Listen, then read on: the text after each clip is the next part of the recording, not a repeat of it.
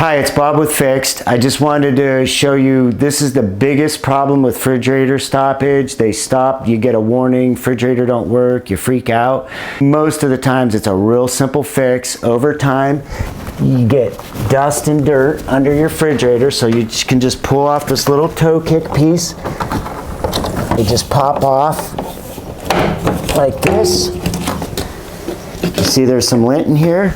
Just get the trusty vacuum, suck it clean, you shoot your vacuum in here, just clean up any dust.